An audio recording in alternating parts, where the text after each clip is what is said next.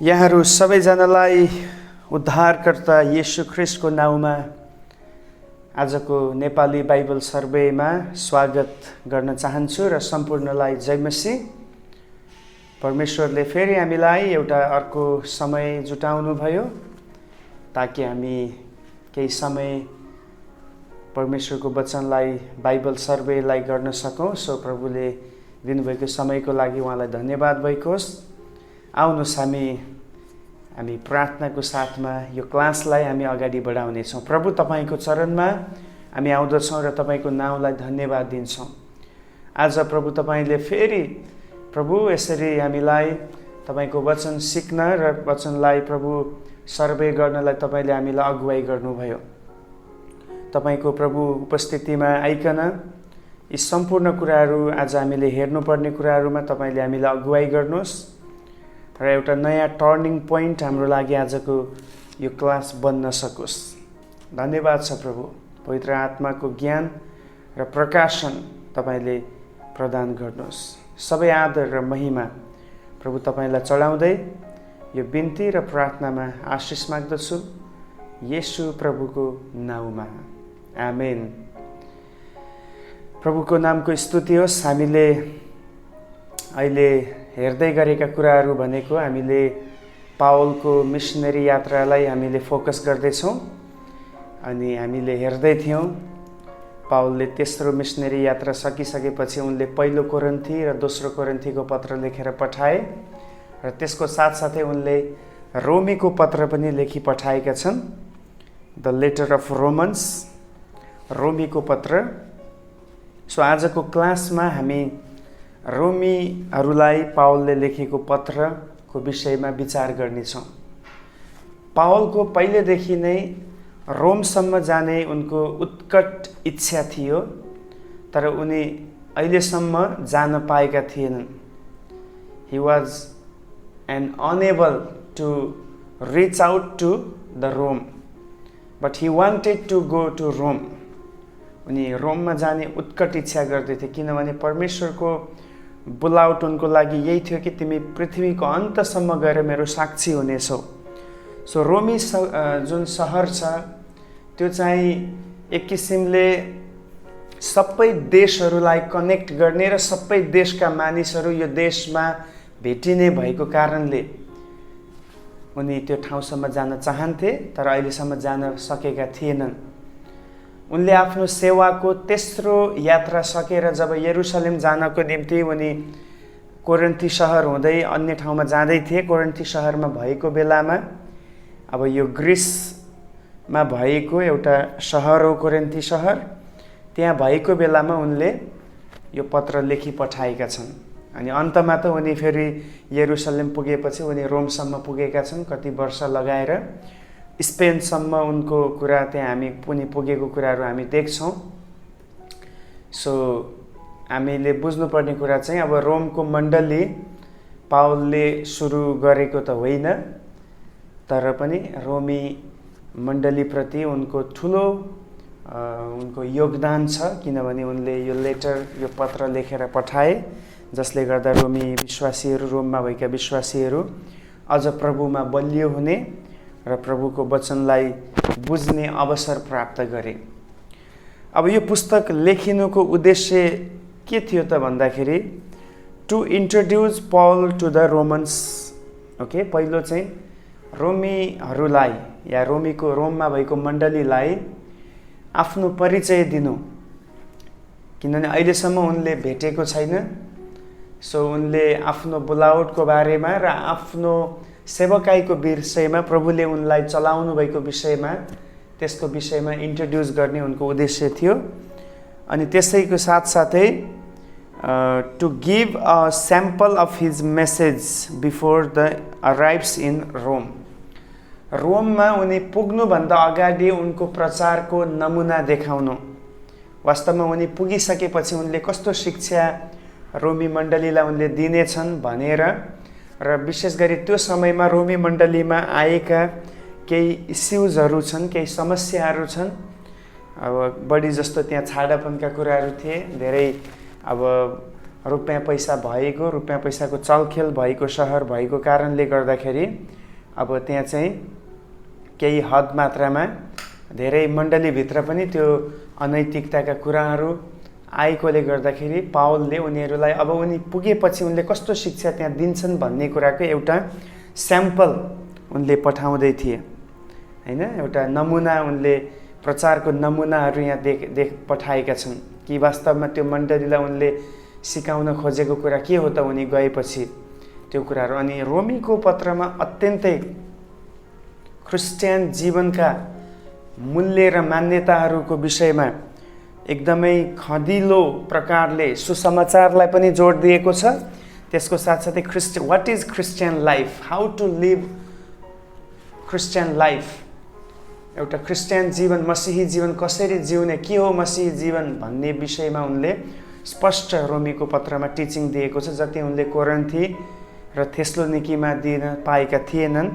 किनभने त्यो ठाउँको समस्या, मण्डलीको समस्या अनुसार नै उनले बोल्ने गरेका थिए। अब यसको लेखक पावल आफै नै हुन्, किनभने 1 पदमा म पावल येशू ख्रिस्टको दास प्रेरित हुनलाई बोलाइएको र परमेश्वरको त्यस सुसमाचारको निम्ति अलग गरिएको हुँ। So he mentioned at first his name, म पावल भनेर उनले यस ठाउँमा आफ्नो परिचय दिँदैछन्। ओके, सो उनी आफैले यो मण्डली सुरु नगरे तापनि उनको अन्डरस्ट्यान्डिङमा यो मण्डलीको बारेमा थियो, उनको समझमा कि यो मण्डली कसले सुरु गर्यो र यो मण्डलीमा के कस्ता समस्याहरू आए भन्ने कुरा चाहिँ उनको मनमा थियो। त्यसकारणले गर्दाखेरि उनले चाहिँ यो मण्डलीको निम्ति आफ्नो पत्र लेखेर पठाएका छन्। अब धेरैजनाको विचारअनुसार यो मण्डली सुरु गर्ने व्यक्ति चाहिँ अब एउटा सेविका, धर्म सेविका भनेर 16 अध्यायको 1 मा बताइएको छ। अनि त्यो चाहिँ अब फिबी भनिएको छ। सो फिबीको एउटा भूमिका त्यो मण्डलीप्रति छ भन्ने पनि विचार गर्छ। तर हामी यही विचार गरौँ, अब जसरी पेन्तिकोसको दिनमा विभिन्न ठाउँहरूदेखि मानिसहरू यरुशलेममा आएका थिए अनि उनीहरूले पत्रुसको प्रचारबाट विश्वास गरेर फर्किए। उनीहरूमध्ये कसैले अब रोममा गएर मण्डलीमा अब त्यहाँको मानिसहरूलाई सुसमाचार सुनाई मण्डली स्थापना गरे भनेर हामीले बुझ्न सक्छौँ। बाँकी अब डिटेल स्टडीमा अहिले हामी जाँदैनौँ, किनभने यो हाम्रो सर्वे हो, हामी लेखकलाई बढी फोकस गर्दैनौँ। त्यो चाहिँ फेरि रोमीकै पत्रलाई अध्ययन गर्ने समयमा हैन, बिब्लिकल स्टडीको समयमा त्यो कुराहरू पछि हामी सिक्ने कोसिस गर्नेछौँ। अब पावलले लेखे भन्ने कुरामा त हामी स्योर भइसक्यौँ। अनि उनले कसलाई त्यो बेलामा हैन, अब एकदम ओरिजिनल अडियन्स चाहिँ को थियो त भन्दाखेरि अब द क्रिस्चियन्स इन रोम, रोममा भएको विश्वासीहरू, क्रिस्चियनहरूलाई नै उनले सम्बोधन गरेर यो पत्र लेखेको छन्। अब हरेक मण्डलीहरू अहिलेसम्म हामीले हेऱ्यौँ, गलातीको मण्डली, थेसलोनिकीको 2टा पत्रहरू, त्यसपछि कोरिन्थीको 2टा पत्रहरू र अहिले रोमीको पत्र, यो सबै चाहिँ मण्डलीहरूको नाम छुट्टै राखिएको छैन, तर त्यो सहरको नामसँग जोडेर राखेको छ।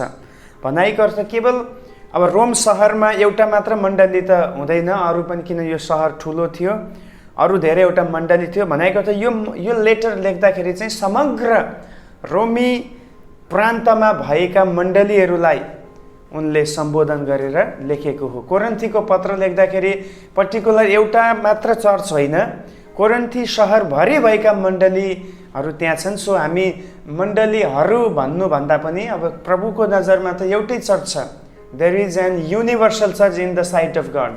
सो हामीले भन्दाखेरि मण्डली भन्छौँ, एउटै मण्डली, पुरा संसारको एउटै मण्डली हो, विश्वव्यापी मण्डली। त्यसरी पावलले अब त्यो समयमा रोमी सहरमा भएका मण्डलीहरूलाई एउटै मण्डलीको रूपमा उनले हेरेर लेख्दैछन्।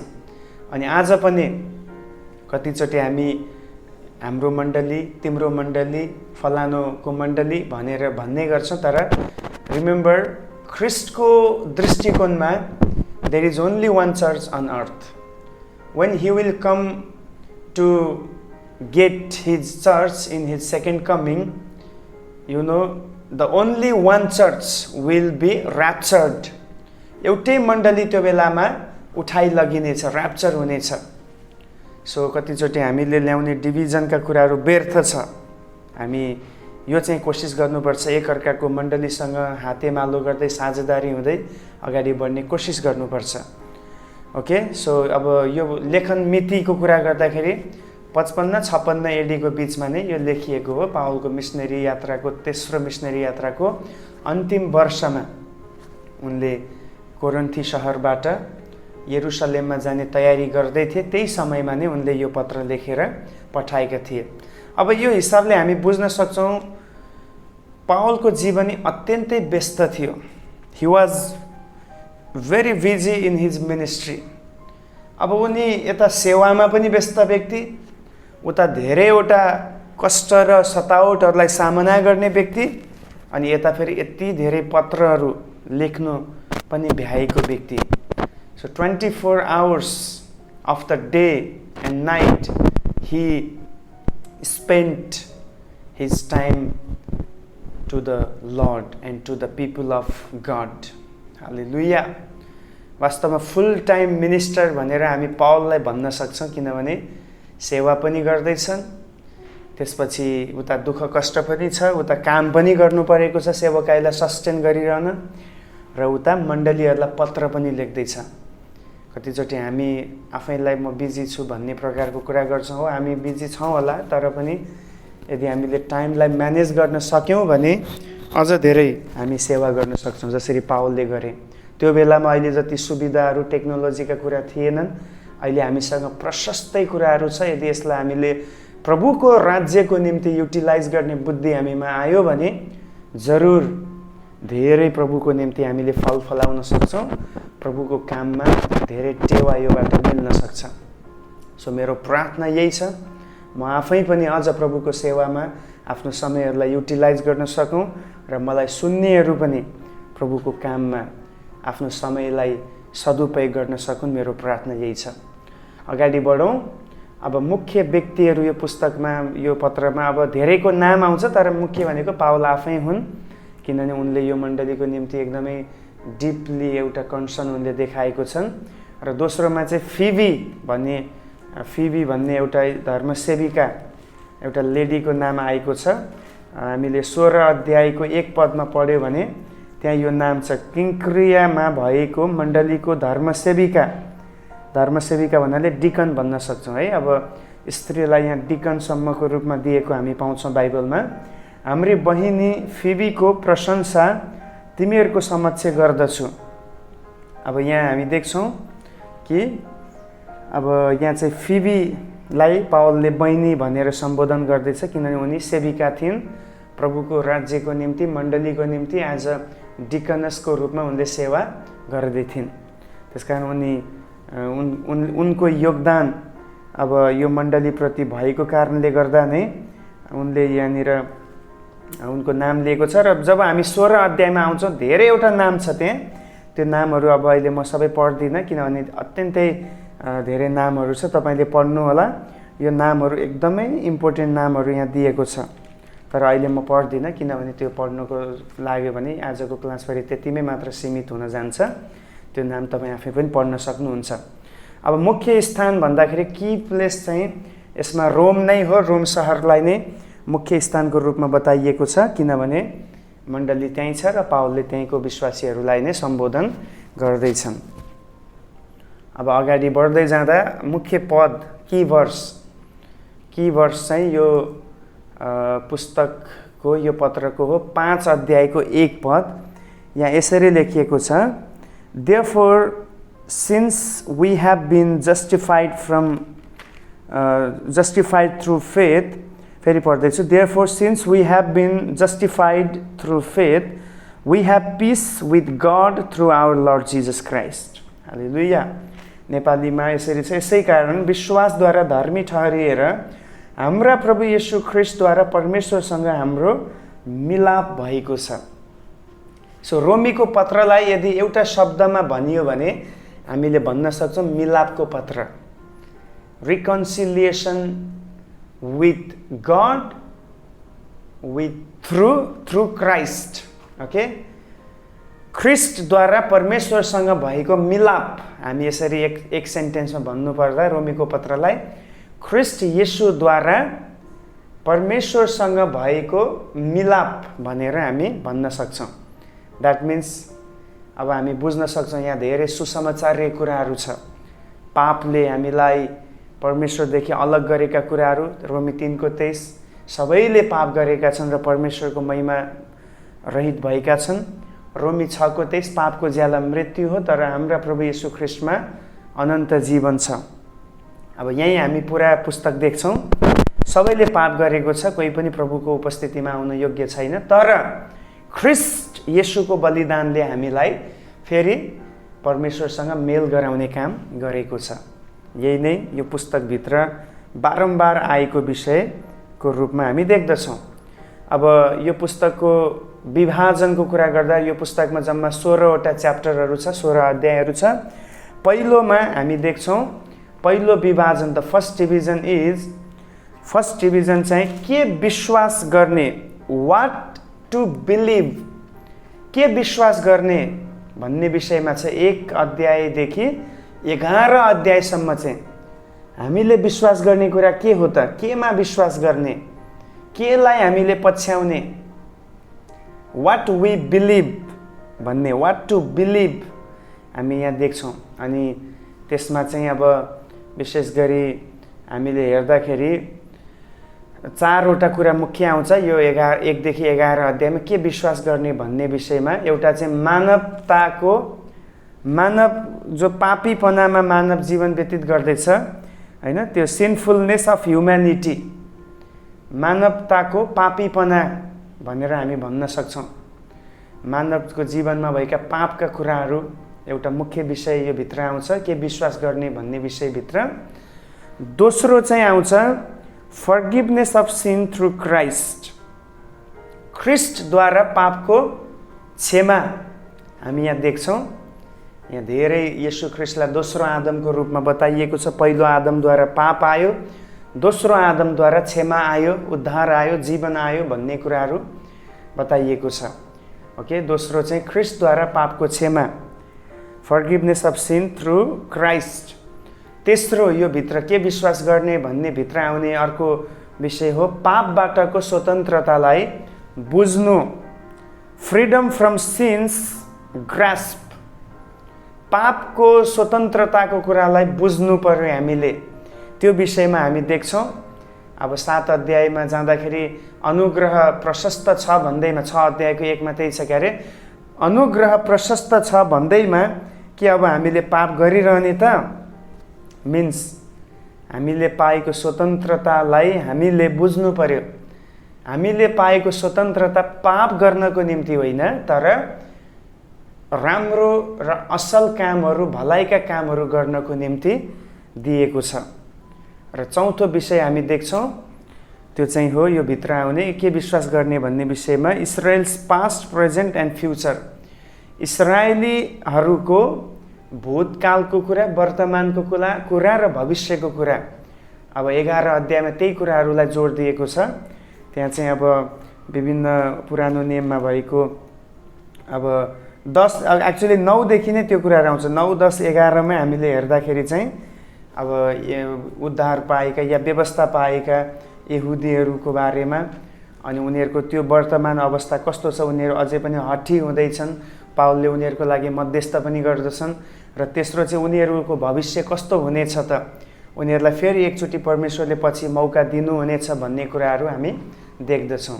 सो के विश्वास गर्नेमा यो कुराहरू आउँछ। अनि दोस्रो विभाजन, द सेकेन्ड डिभिजन इज कसरी व्यवहार गर्ने, हाउ टु बिहेभ, कसरी बिहेभ गर्ने, कस्तो बिहेभ गर्ने भन्ने विषयमा आउँछ 12 देखि 16 अध्यायसम्म। यसमा 2टा मुख्य विषयहरू यो भित्र छन्। पहिलो चाहिँ पर्सनल रेस्पोन्सिबिलिटी आउँछ, व्यक्तिगत जिम्मेवारी। अब त्यहाँ व्यक्तिगत जिम्मेवारी भन्नाले हामीले एकअर्कालाई क्षमा दिने कुरा, एकअर्कालाई सहने कुरा हैन, त्यहाँ चाहिँ हाम्रो व्यक्तिगत समर्पणताका कुराहरू, बलिदान हुनुपर्ने कुराहरू, अनि प्रशासकको अधीनमा रहनुपर्ने कुराहरू, अनि कमजोरहरूलाई पनि हामीले सहनुपर्ने कुराहरू, विश्वासमा जो बलियो छ त्यसले कमजोरहरूलाई उत्साह दिनुपर्ने इत्यादि कुराहरू त्यहाँ आउँछ।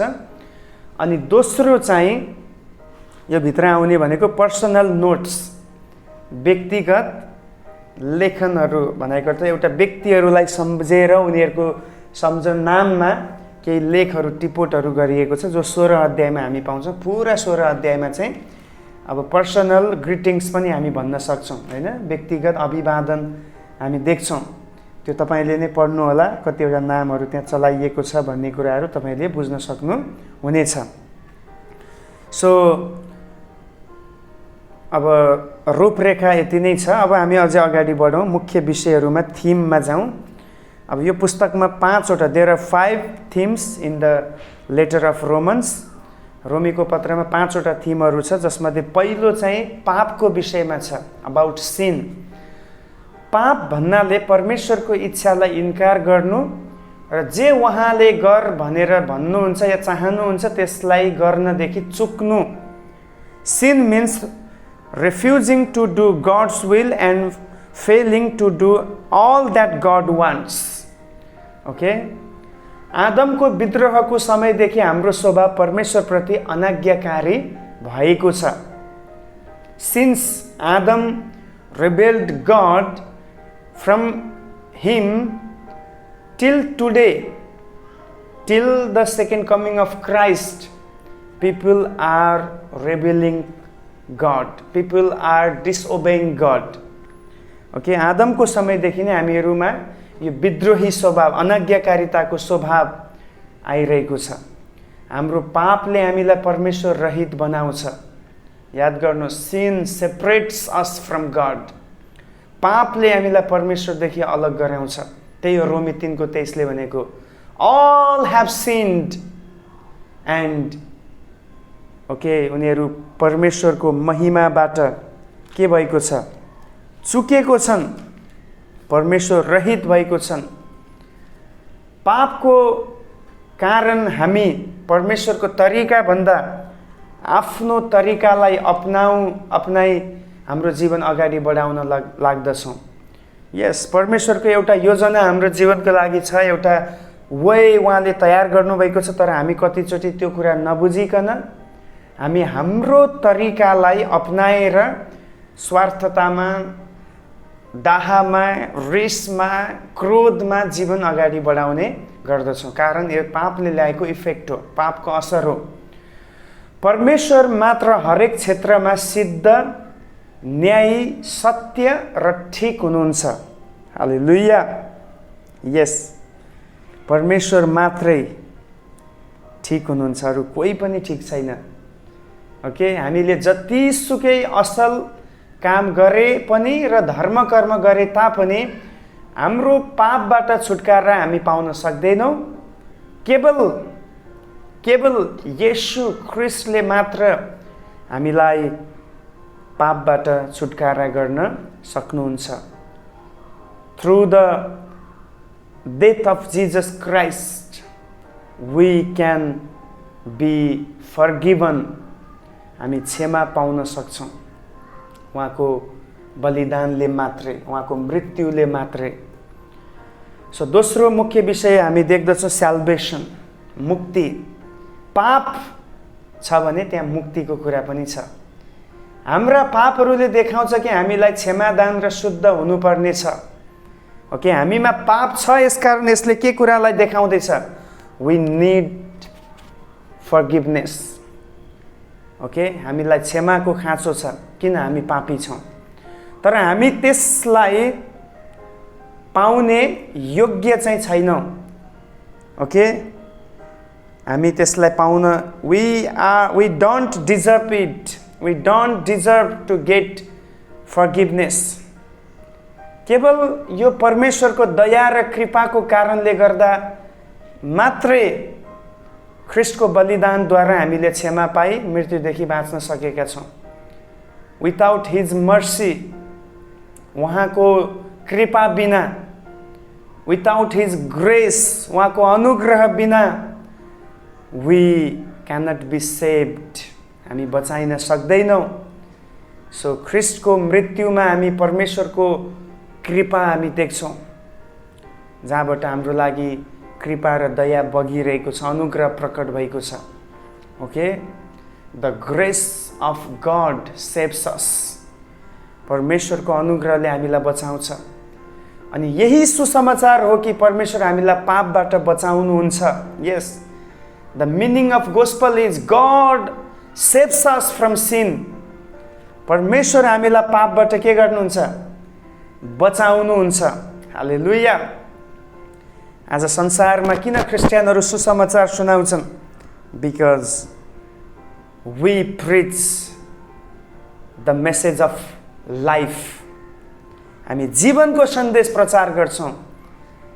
हालेलुया। जब हामी ख्रिस्टलाई मुक्तिदाता भनी विश्वास गर्छौँ, हामी परमेश्वरसँगको सम्बन्धमा प्रवेश गर्छौँ। त्यही हो मिलाप भनेकै। ख्रिस्ट येशूद्वारा परमेश्वरसँग मिलापमा आउने कुरा नै क्षमा पाउने कुरा, शान्तिमा प्रवेश गर्ने कुरा हो।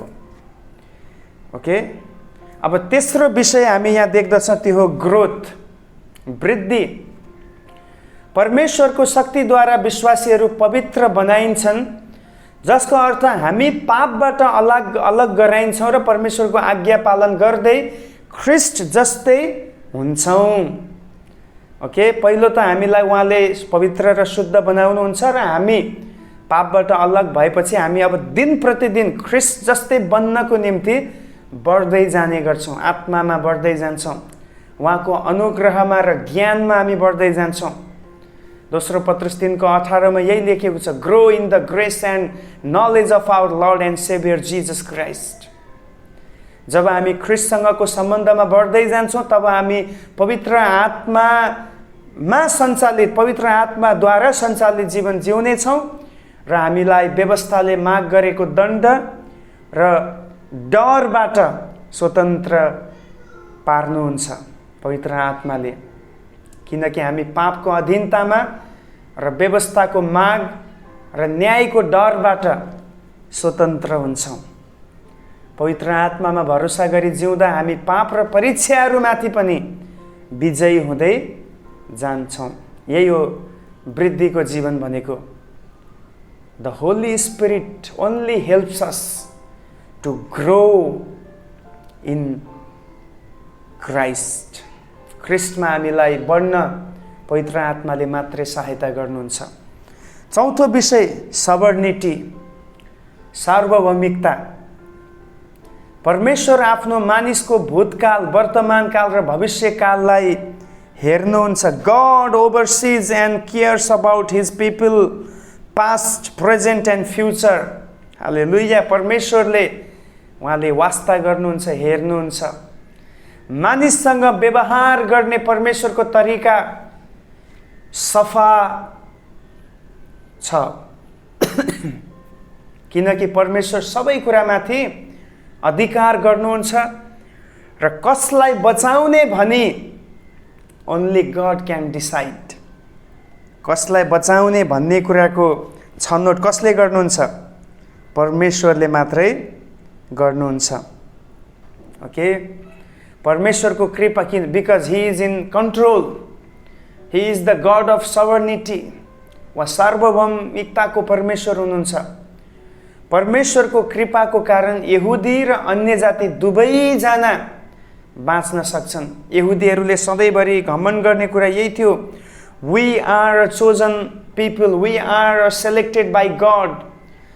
हामी चाहिँ छानिएको र चुनिएको कारण हामीमा मात्रै परमेश्वर रहनुहुन्छ, हामीसँग बोल्नुहुन्छ, हामीलाई बचाउनुहुन्छ भन्ने थियो।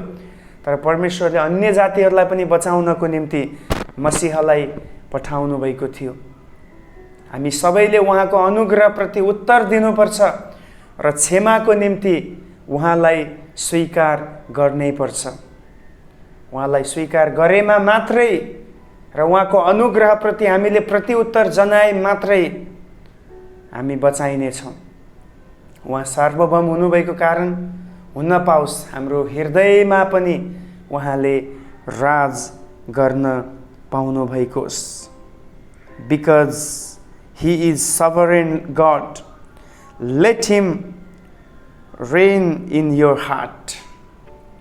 परमेश्वरलाई तपाईँको हृदयमा राज गर्न दिनुहोस्। अनि अन्तिम विषय छ त्यो हो सर्भिस, सेवा। When our purpose is to give credit to God for His love, power and perfection in all we do, we can serve Him properly. Hallelujah. जब हाम्रो उद्देश्य परमेश्वरको प्रेम, शक्ति र सिद्धताको निम्ति उहाँलाई सबै आदर दिने हुन्छ, हामी उहाँलाई हरेक क्षेत्रमा असल प्रकारले सेवा दिन सक्छौँ, सेवा पुर्याउन सक्छौँ।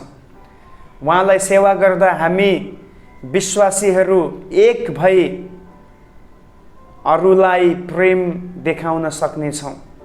जब हामी ख्रीष्टलाई पूर्ण रूपमा सेवा दिन्छौँ, त्यसले हामीलाई पनि एकतामा ल्याउँछ ताकि हामी अरूलाई पनि सेवा देखाउन सकौँ, प्रेम गर्न सकौँ। हामीहरू कोही पनि ख्रीष्ट जस्तै पूर्ण भइसकेका छैनौँ।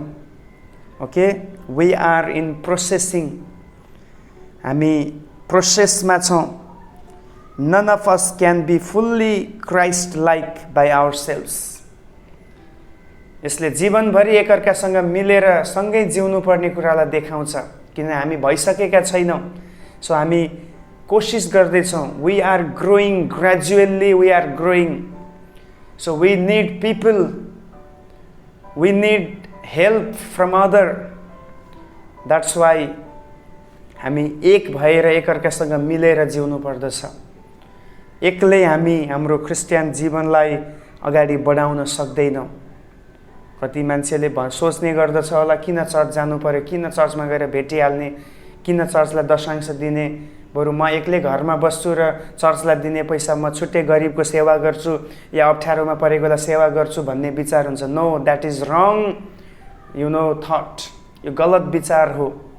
यदि तपाईँ मण्डलीसँग आबद्ध हुनुहुन्न भने तपाईँले गरेको कुनै पनि कुरा स्वीकार योग्य हुने छैन। किन पहिले चाहिँ तपाईँ परमेश्वरले नियुक्त गर्नुभएको मण्डलीसँग अधीनमा रहेर मण्डलीको निर्देशनमा तपाईँ रहेर जिउनु र सेवा पुर्याउनु पर्दछ। यही हो परमेश्वरको वचनले दिएको प्रकाशन। हामी एक्लै बढ्न सक्दैनौँ। एक्लै व्यक्ति चाहिँ जहिले पनि चाँडै थाक्ने गर्दछ, चाँडै सेलाउने गर्दछ, चाँडै हतोत्साहित हुने गर्दछ। तर जब हामी एकअर्कासँग मिलेर हिँड्छौँ, हामीलाई एकअर्काको ताप मिल्छ, साथ मिल्छ, राप मिल्छ, अरू धेरै कुराहरू हामीलाई मिल्ने गर्दछ। क्रिस्चियनहरू परमेश्वरको सेवाको निम्ति ठुलो वाद्यवादक हुन सक्छन्, इन्स्ट्रुमेन्ट, हैन? भनाइको अर्थ Christians can be a symphony of service to God. इसाईहरू, विश्वासीहरू चाहिँ परमेश्वरको सेवाको निम्ति ठुलो, अब सिम्फोनी भनेको एउटा ठुलो वाद्यवादक, एउटा ठुलो बाजा हो, वाद्यवादक हो। जसरी आराधनाको निम्ति या कुनै सङ्गीतको क्षेत्रमा यो सिम्फोनीको आवश्यकता हुन्छ, त्यस्तै गरी परमेश्वरको सेवाको निम्ति हामी पनि एउटा वाद्यवादक जस्तो नभई नहुने कुराहरू हामी वादक हौँ, साधन या परमेश्वरको इन्स्ट्रुमेन्ट हौँ, टुल्स हौँ। हुन पाओस् हामी एकअर्कासँग मिलेर परमेश्वरको सेवामा बढ्न सकौँ। सो रोमीको पत्रबाट हामीले सिक्ने मोटामोटी कुराहरू ओभरअल यही छ। अनि यो क्लासबाट पनि प्रभुले यहाँहरू सबैलाई आशिष दिनुभएको होस्। म आशा गर्छु तपाईँले एउटा ओभरअल एउटा नलेज, जेनरल नलेज यो सर्वेबाट पाउँदै हुनुहुन्छ। अब फेरि पनि मैले दोहोऱ्याउँदैछु, यो कुनै डिप स्टडी, कुनै एउटा पर्टिकुलर बुकको स्टडी गर्ने होइन बाइबल सर्वेमा। त्यसै पनि हामी धेरै लेट भइसकेका छौँ। अनि यो ओभरअल सर्वेले यहाँहरूलाई आशिष पुग्दैछ भने म विश्वास गर्छु। परमेश्वरले यहाँहरू सबैलाई अनुग्रह गरून्। जय मसीह।